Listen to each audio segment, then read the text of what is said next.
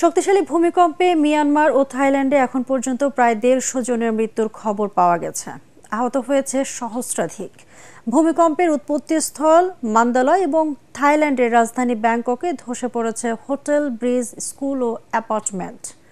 Richter স্কেলে ৭.৭ মাত্রার ভূমিকম্পের পরপরই সুনামি সতর্কতা ও জরুরি অবস্থা জারি করেছে দুদেশের সরকার। সড়ক মহাসড়ক ফেটে যাওয়ায় ব্যাহত হচ্ছে যানবাহন চলাচল। আরও জানাচ্ছেন জাহিদুল আলম। প্রকৃতির অমোঘ শক্তির কাছে মানুষ কতটা অসহায়, মিয়ানমারের ভূমিকম্প যেন তার প্রমাণ। মুহূর্তেই ধ্বংস হয়ে গেছে অগণিত স্থাপনা, অবকাশ যাপনের শহরে যেন মৃত্যুপুরীর ছায়া। ভয়াবহ এই ভূমিকম্পে ব্যাপক ক্ষয়ক্ষতি হয়েছে উৎপত্তি স্থল মিয়ানমারের মান্দালয়ে। নিহতের সংখ্যা কয়েকশো ছাড়াতে পারে। মান্দালয় ছাড়াও সাংগাই ও শান রাজ্যে অনেক ভবন ও ব্রিজ ধসে পড়েছে। মহাসড়কগুলো ব্যাপক ক্ষতিগ্রস্ত হওয়ায় দুর্গত অঞ্চলে পৌঁছাতে পারছে না উদ্ধারকারী দল। থাইল্যান্ডেও ভূমিকম্পের ব্যাপক প্রভাব পড়েছে। রাজধানীর ব্যাংককের বেশ কয়েকটি ভবন ধসে পড়ার ঘটনাও ঘটেছে। এর মধ্যে ৩০ তলা নির্মাণাধীন এক ভবন ধসে ৭০ জন শ্রমিক নিহত রয়েছেন। বিভিন্ন জায়গায় ধসে পড়া স্থাপনায় উদ্ধার কাজ চলছে।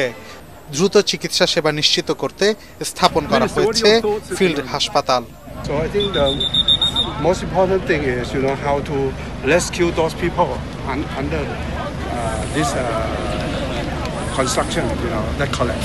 এদিকে ভূমিকম্পের পরপরই মিয়ানমারে ও থাইল্যান্ডে আফটার শক এবং সুনামি সতর্কতা জারি করা হয়েছে। বিজ্ঞপ্তিতে বলা হয়, শনিবার সকাল পর্যন্ত আবারও কম্পন অনুভূত হতে পারে। মিয়ানমার ও থাইল্যান্ডের বিভিন্ন বিমানবন্দরে ফ্লাইট ওঠানামাও বন্ধ রাখা হয়েছে। ভয়াবহ এই ভূমিকম্প বাংলাদেশ, চীন সহ আশেপাশের বেশ কয়েকটি দেশে অনুভূত হয়। জাহিদুল আলম, এটিএন বাংলা। ৬৫% পর্যন্ত বিদ্যুৎ সাশ্রয়ী হাইসেন্স এসি, যার ফাস্ট কুলিং মোড দ্রুত ঘর ঠান্ডা করে। হাইসেন্স। চীন সরকার ও কোম্পানিগুলোর কাছ থেকে $2.1 বিলিয়ন বিনিয়োগ, ঋণ এবং অনুদানের প্রতিশ্রুতি পেয়েছে বাংলাদেশ। প্রধান উপদেষ্টা ডক্টর মোহাম্মদ ইউনূসের ঐতিহাসিক চীন সফরে এই প্রতিশ্রুতি পাওয়া গেছে। এদিকে বাংলাদেশ ও চীনের মধ্যে অর্থনৈতিক প্রযুক্তিগত সহযোগিতার বিষয়ে একটি চুক্তি এবং ৮টি সমঝোতা স্মারক সই হয়েছে। বেইজিংয়ের গ্রেট হলে প্রধান উপদেষ্টা ডক্টর মোহাম্মদ ইউনূস ও চীনের প্রেসিডেন্ট শি জিনপিং এর সঙ্গে দ্বিপাক্ষিক বৈঠকে এসব চুক্তি ও সমঝোতা স্মারক সই হয়। রিপোর্ট একরামুল হক সায়েমের। প্রধান উপদেষ্টা ডক্টর মোহাম্মদ ইউনূসকে বেইজিংয়ের গ্রেট হল অব দ্য পিপলে উষ্ণ অভ্যর্থনা জানান চীনের প্রেসিডেন্ট শি জিনপিং। সেখানে হৃদ্যতাপূর্ণ পরিবেশে অনুষ্ঠিত হয় দুদেশের সরকার প্রধানের নেতৃত্বে দ্বিপাক্ষিক বৈঠক। এ সময় দুদেশের দীর্ঘ সম্পর্কের কথা স্মরণ করে তা আরও দৃঢ় করার অঙ্গীকার করেন ডক্টর ইউনূস ও শি জিনপিং। বৈঠকে অর্থনৈতিক ও প্রযুক্তিগত সহযোগিতার বিষয়ে চুক্তি সই হয় দুই দেশের মধ্যে। এছাড়া সই হয় ৮টি সমঝোতা স্মারক, যার মধ্যে রয়েছে সাংস্কৃতিক ঐতিহ্য ও খবর আদান প্রদান, গণমাধ্যম, ক্রীড়া এবং স্বাস্থ্য খাতে বিনিময় সহযোগিতা। একই সাথে চীনের বিশেষায়িত অর্থনৈতিক অঞ্চল চালু, মোংলা বন্দরের আধুনিকরণ ও সম্প্রসারণ সহ 5 বিষয়ে সহযোগিতার ঘোষণা দেওয়া হয় দ্বিপাক্ষিক বৈঠক থেকে। পুরো মিটিংটার মধ্যে যে হৃদ্যতা ছিল সেটা সবাইকেই ইট টাচড এভরিওয়ান। এতে বোঝা যায় যে তাকে, প্রফেসর ইউনূসকে কি কতটা উঁচু স্তরের লিডার হিসাবে ওনারা দেখছেন। প্রত্যেকটা বিষয়েই চাইনিজ প্রেসিডেন্ট পজিটিভ কনসিডারেশনের কথা বলেছেন এবং উনি বলেছেন যে প্রফেসর ইউনূসকে এবং তার গভর্নমেন্টকে তারা ফুল সাপোর্ট দিচ্ছেন। আমরা আশা করছি যে বাংলাদেশের সাথে চায়নার যে সম্পর্ক, এটা নতুন স্কেলে যাবে, নতুন অধ্যায় সূচিত হবে। পরে বিনিয়োগ সংলাপে যোগ দেন প্রধান উপদেষ্টা ডক্টর মোহাম্মদ ইউনূস। তরুণরা নতুন বাংলাদেশ তৈরি করছে উল্লেখ করে তিনি পরিবর্তন দেখতে চীনা ব্যবসায়ীদের আমন্ত্রণ জানান। নেপাল, ভুটান ও বাংলাদেশকে নিয়ে খুব দ্রুত অর্থনৈতিক অঞ্চল হবে জানিয়ে তিনি বাংলাদেশের ভৌগোলিক অবস্থান ও যোগাযোগের গুরুত্ব তুলে ধরেন। বলেন, 7 সিস্টার্স নেপাল, ভুটানকে ব্যবসা করতে হলে বাংলাদেশের উপর দিয়েই করতে হয়। 7 sisters, Nepal, Bhutan. So if you have to do business of the world, we have to go to Bangladesh. So Bangladesh is your path, not only for Bangladesh itself, but the 3 other major region. You can have this advantage of having businesses in this whole region through Bangladesh. That's the most exciting part of it. এ সময় চীনা ব্যবসায়ীদের নানা প্রশ্নের জবাব দেন প্রধান উপদেষ্টা। পরে চীনের ভাইস প্রেসিডেন্ট সহ দেশটির বিভিন্ন পর্যায়ের নীতি নির্ধারকদের সাথে বৈঠক করেন ডক্টর মোহাম্মদ ইউনূস। ইকরামুল হক সায়েম, এটিএন বাংলা, ঢাকা। ঈদ উদযাপনের সড়ক, নৌ ও রেলপথে ভোগান্তি ছাড়াই বাড়ি ফিরছে মানুষ। রাজধানীর বিভিন্ন বাস টার্মিনাল, লঞ্চঘাট ও রেল স্টেশন কোথাও নেই মানুষের জটলা কিংবা দুর্ভোগ। তবে বাসে ভাড়া বেশি নেওয়ার অভিযোগ রয়েছে যাত্রীদের।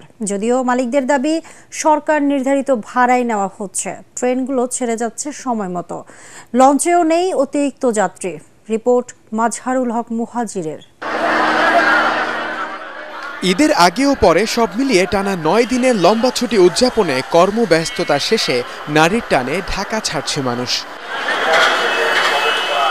তবে উৎসব পার্বণে ঘরমুখ মানুষের ঢল এবার একটু আলাদা, সব জায়গায় মিলছে স্বস্তি।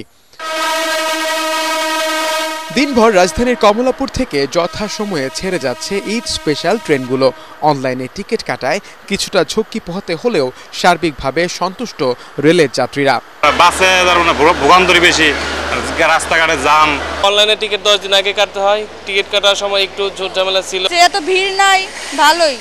তাতে বাড়ি যাব। ঈদ উপলক্ষে প্রতিদিন 70 জোড়া ট্রেন রাজধানী থেকে সারা দেশে চলাচল করছে বলে জানান কমলাপুর রেলওয়ে স্টেশন ম্যানেজার। প্রবেশ পথে 3 স্তরে চেকিং করতেছি, যাতে টিকিট যার ভ্রমণতার এটা নিশ্চিত করা যায়।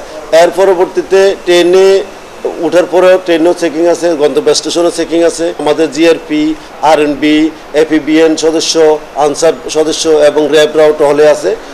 সব ধরনের নিরাপত্তার ব্যবস্থা আছে এবং ট্রেনেও নিরাপত্তার ব্যবস্থা আছে। গত বৃহস্পতিবার বিকেলের পর থেকে মহাসড়কগুলোতে বাড়তে শুরু করেছে পরিবহনের চাপ।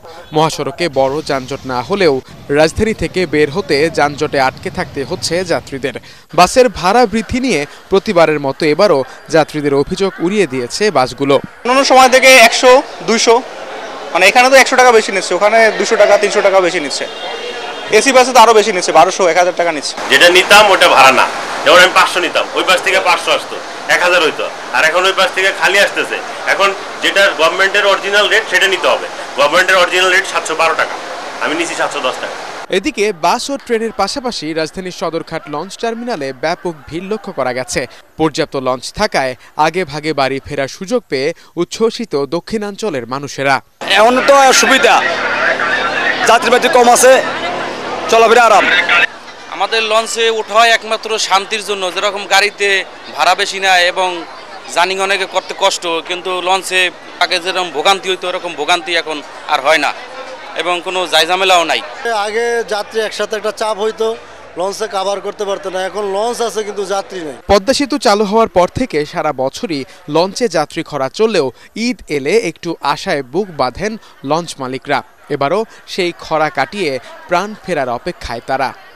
আপনারা দেখতে পাচ্ছেন ডক্টর এম শাকওয়াত। মাজহারুল হক মুহাজির, এটিএন বাংলা, ঢাকা।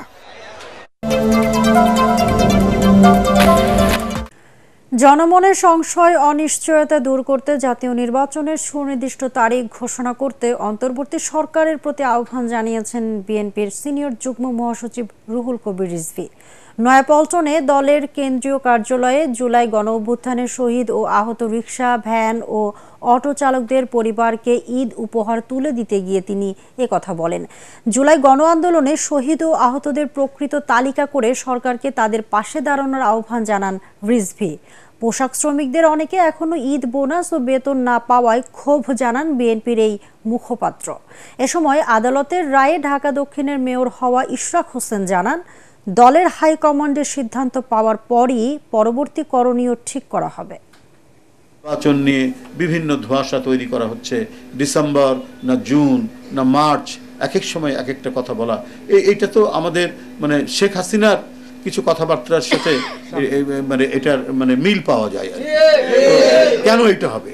অন্তর্বর্তীকালীন সরকার শহীদের রক্তের উপর গঠিত সরকার। সেই সরকার জনগণের কাছে স্পষ্ট সুনির্দিষ্ট তারিখ দিয়ে বা মাসের কথা বলে তারা একটা নির্বাচনী প্রক্রিয়া আপনার তৈরি করবে। অনেকে বলেন আরে আন্দোলন করা হয়েছে শুধু নির্বাচনের জন্য, আর ভাই এই নির্বাচন সুষ্ঠু করেনি বলেই তো আপনার আন্দোলন হয়েছে। ছাত্র জনতার গণ অভ্যুত্থানে শহীদ ও আহত পরিবারের জন্য দেওয়া সরকারি তহবিলের 100 কোটি টাকা থেকে 96 কোটি 67 লাখ টাকা খরচ হয়েছে। সংবাদ সম্মেলনে এ তথ্য জানিয়েছেন জুলাই শহীদ স্মৃতি ফাউন্ডেশনের প্রধান নির্বাহী কর্মকর্তা মীর মাহবুবুর রহমান স্নিগ্ধ। তবে ভুয়া আহতদের কারণে সঠিক ব্যক্তিদের কাছে অর্থ সহায়তা পৌঁছাতে দেরি হচ্ছে বলে জানান তিনি। মাজহারুল হক মুহাজিরের আরেকটি রিপোর্ট।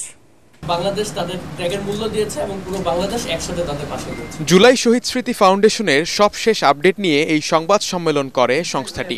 এর প্রধান নির্বাহী কর্মকর্তা শহীদ মীর মুগ্ধের ভাই মীর স্নিগ্ধ তুলে ধরেন শহীদ ও আহত পরিবারের আর্থিক সহায়তার বিবরণী। সর্বমোট ৬,৩৪১ জনকে ৯৬.৬৭ কোটি টাকা আমাদের ফাউন্ডেশনের পক্ষ থেকে। গেল বছরের 10 সেপ্টেম্বর আনুষ্ঠানিকভাবে যাত্রা শুরু করা এই জুলাই শহীদ স্মৃতি ফাউন্ডেশন সরকারিভাবে পাওয়া 100 কোটি টাকার মধ্যে প্রায় 97 কোটি টাকা খরচ করেছে বলে জানান স্নিগ্ধ, যা বিতরণ করা হয়েছে 6,341টি পরিবারের মাঝে।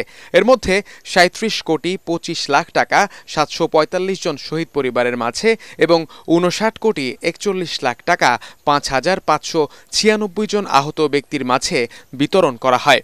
আমরা একটি নতুন প্রোগ্রাম হাতে নিয়েছি, অর্থাৎ কর্মসূচি হাতে নিয়েছি, যেটা হলো আহত যোদ্ধাদের পাশে বাংলাদেশ।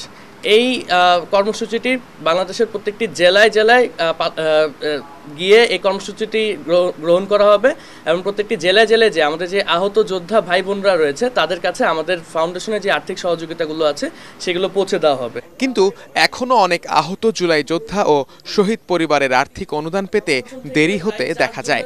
গণমাধ্যমে এর ব্যাখ্যা দেন সংস্থাটির কর্মকর্তারা। আমাদের টিমরা পুরো সিআইডির মতো কাজ করা লাগে, তারা হচ্ছে ধরে যে এটা আসলে ফেক আহত। এখন আমাদের কাছে মনে হয় এই জিনিসটা আমাদের জন্য একটা অনেক বড় চ্যালেঞ্জ হয়ে দাঁড়িয়েছে, কারণ এই প্রতিদিন এক একটা ফেক ফ্রড আহতদেরকে নিয়ে কাজ করতে যে আমরা বাকি যে মেইন কাজটা অন্যদেরকে নিয়ে যে মেইন আহতদেরকে নিয়ে করার কথা সেটাতে কিছুটা সময় আর কি চলে যাচ্ছে। ঈদের পর জুলাই আন্দোলনে আহতদের জন্য বেসরকারি পর্যায়ে ফান্ড তৈরির চেষ্টা করা হবে বলে জানায় জুলাই শহীদ স্মৃতি ফাউন্ডেশন। এছাড়া ঈদুল ফিতর উপলক্ষে প্রত্যেক শহীদ পরিবারের কাছে প্রধান উপদেষ্টার শুভেচ্ছা সহ উপহার পাঠানো হয়েছে বলেও জানান সংস্থাটির সিইও মীর মাহবুবুর রহমান স্নিগ্ধ। ইতিমধ্যে হসপিটালে ভর্তি আছে এখন পর্যন্ত। মাজহারুল হক মুহাজির, এটিএন বাংলা।